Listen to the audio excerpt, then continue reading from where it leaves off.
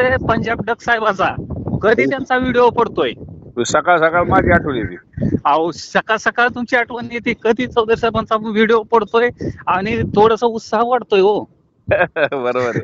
उत्साह वाढतोय आणि त्यामुळे कॉन्फिडन्स येतोय. आपलं बाग 15 तारखेपर्यंत थांबते, पण काय होतंय थोडस जरा मनाने जरी घाबरण्याची अवस्था झाली की तुमचा व्हिडिओ बघितला की थोडस जरा मन शांत होतं या. बरोबर आहे. मन शांत होतंय. जसं जसं ते ह्याला कसं पंजाब डकचं कसं क्लिअरच सांगतात तसं तुमचं क्लिअरच आहे. अंदाज क्लिअर आहे. आणि दुसरं आमचं एक आहेत बघा मास्तर, हे आपलं लोणकर म्हणून आहेत बघा. बर बर बर संजय लोणकर साहेब म्हणून आहेत.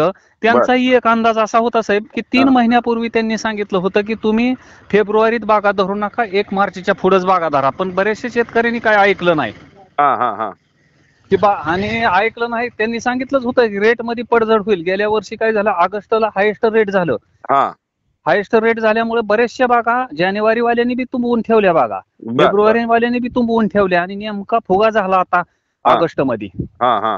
आणि त्यामुळं बरं मार्केटवाला तर काय करू शकतोय, म्हणजे थोडक्यात तुम्ही तरी काय करू शकणार आहे फुगा झाला. बरोबर आहे, बरोबर आहे, बरोबर आहे. आणि माल झाले खराब, पाऊस भरपूर झाला. पावसाचा यावर्षी इफेक्ट झाला. आणि दुसरी गोष्ट जरा थोडस आपण सप्टेंबर ऑक्टोबरला बागा धरल्या पाहिजे, फेब्रुवारी मार्चला बागा आल्या पाहिजेत, एप्रिलला आल्या पाहिजेत. ते येत नाहीत महाराष्ट्रात. महाराष्ट्रात येत नाही. आणि मग ग्राहक सगळं राजस्थान गुजरातकडे जातं.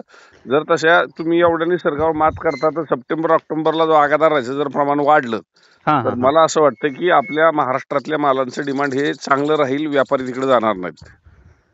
आणि काय झालंय आमच्या इकडे तर एका जणांची ती खाट्यात पडला की सगळी त्या खाट्यात येऊन पडते ती तसा प्रकार. एकाने धरली का नाही जानेवारीत, जानेवारी फेब्रुवारीच बेच करत बसते ती एकाने. आणि काय झालं की ऑगस्ट मध्ये रेट गावलं म्हणलं की जानेवारी वाल्यांनी थांबवून ठेवल्या बागा. त्यांच्या जाळी जरी झाली आत फळाला तरी सुद्धा त्यांनी बाग विकायचं नावच घे नाही. ती कदर रेट वाढते आता.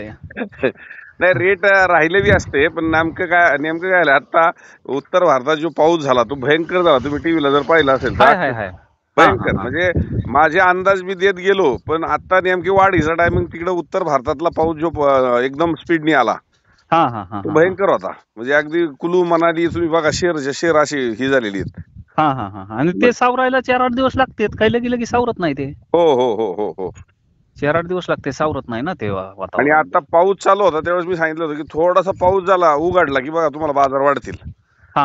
तसंच त्या रेंजनी आता कालच्या एका शेतकऱ्यांनी मला सांगितले की बाबा आता आमच्याकडे गिरायक फिरायला लागली. तिला व्हिडिओ आज साहेब, आज ह्या बाबुळगाव मध्ये 30 ते 35 व्यापारी हिंडतोय. त्याच्या अगोदर 4 दिवसात फिरत होता का एक सुद्धा व्यापारी नव्हता. बळ बोलवावं लागायचं.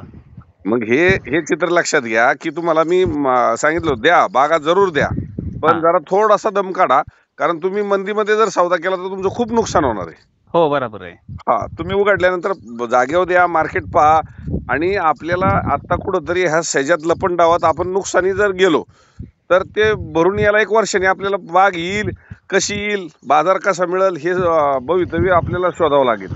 बरोबर आहे की. आणि नुकसान साहेब लय आहे हो, कारण मला सांगा ना, टनाला जर 10 रुपयाचा फटका बसला की 10,000चा फटका आहे. नक्की. आता मी स्वतः गेल्या वर्षी 166 रुपयांनी झिरो कटिंग दिलतं आणि आज त्याच बागाचा जर 90 रुपयांनी द्यायचं म्हणलं तर मला सांगा ना, 76 रुपये म्हणजे 76,000 रुपये टनाला तोट आहे गेल्या वर्षीच्या. आता ही परिस्थिती तुम्हाला मी आज सांगतोय, मी आज 90 रुपये जातील, 100 जातील, पण उद्या लागवडी वाढलेल्या आहेत, कदाचित उत्पन्न चांगलं आलं तर एखादा वर्ष मंदीचं पण येऊ शकते. त्यामुळे आता आपण जेवढं डोक्याने पैसा कमवणार आहे मार्केटिंग मध्ये, तुम्ही माल चांगला आणलाय पण मार्केटिंग महत्वाचं आहे आता. हो बरोबर आहे की. मार्केटिंग मध्ये जर फसला तर तुमचं लाखो रुपयाचं नुकसान आहे.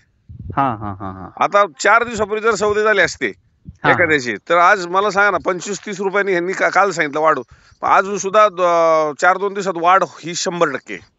हो बरोबर आहे की. आता नेमकं नवरात्र चालू होतंय आणि काय कर्नाटक हे काय लगेच चालू नाही. निकम म्हणते ती व्यापारी कर्नाटक चालू आहे. नाही, कर्नाटक होऊ द्या, अख्खा देश खायला पडलाय. अजून परदेशात काही माल जात आहेत, असा काळा आपल्याला खायला मिळत नाही तर माल अजून.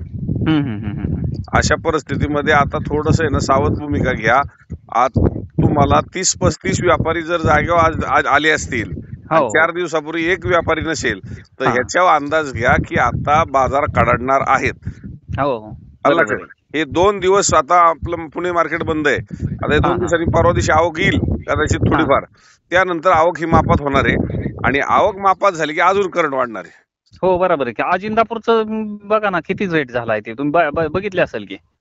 मी आज सुट्टी होतो त्यामुळे आज काय व्हिडिओ चेक केलेला नाही माझ्या दुकानाची. व्हिडिओ आहे ते ह्याचा मला वाटतं 501 काहीतरी झालंय बघा. आता रेट आहेत ना हे तुम्हाला नुसतं 501 नाही बघायचं, आपल्याला ऍव्हरेज बघायचे. नाही तसं नाही, ते बी झालं ना. पण जरी समजा हेच जर कमी झालं असतं तर लोकांचं म्हणजे हे झालं असतं ना, लोकांना थोडं आत्मविश्वास वाढत नव्हता. पण आता तो वाढलं म्हणजे बाकी आता हे किरकोळ व्यापाऱ्यांचं वाढतंय म्हणजे तुमचा तर 100% वाढणार आहे. 100%. हो तुमचा तर वाढणारच आहे ना. हो हो हो हो. नाही त्यामुळे बघा एक सकाळ सकाळ तुम्हाला आज नक्कीच आठवण आली असेल, पण आज मार्केट बंद होतं त्यामुळे काय व्हिडिओ सुटलेले नाहीत, उद्याही सुटणार नाहीत. पण नक्कीच तुम्हाला 2-4 दिवसात आता हा फरक जाणवेल. पुढे नवरात्र आहे, नवरात्रीचा इफेक्ट कुठल्या दिवसापासून चालू होणार आहे हे तुम्हाला मी वेळोवेळी सांगत जाईल. आणि तुम्हाला आता 4-6 दिवस थांबत असेल तर हळूहळू हळूहळू माल विरळायला चालू करा, किंवा जागेवर द्यायचा असेल तर 4-2 दिवस थांबूनच सौदे करा. नाही 15 तारखेच्या पुढेच येते आपली बाग, 15-20 तारीखच्या आसपास. मग 14-15 तारखेला चालू करायची आपल्याला, कारण 22 तारखेला नवरात्र आहे, त्याच्या अगोदर 5-7 दिवस मार्केटमध्ये माल पाहिजे. माल मग 15 तारखेच्या आसपास करतोय नियोजन. हो 15 तारखेच्या आसपास चालू करा. हो ओके सर. ओके चालेल. काही अडचण आली मला फोन करा. हो चालेल. ओके धन्यवाद.